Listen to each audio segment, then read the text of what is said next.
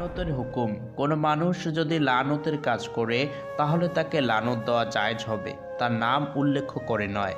কারণ লানতের অধিকারী ব্যক্তি হেদায়েতের পথে চলে আসতে পারে। যেমন এভাবে বলা যায়, চোরের ওপর লানত বর্ষিত হোক, কিন্তু অমুকের নাম উল্লেখ করে লানত বর্ষিত হোক বলা যাবে না।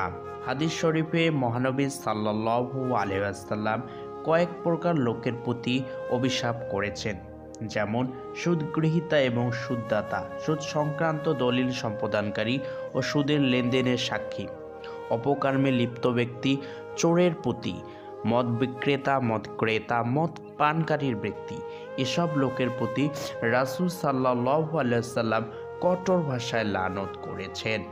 ভিউয়ার্সরা, আজকের ভিডিওটা এই পর্যন্তই। এতক্ষণ ধরে আমি কথা বলছিলাম, my name is Habibur Rahman.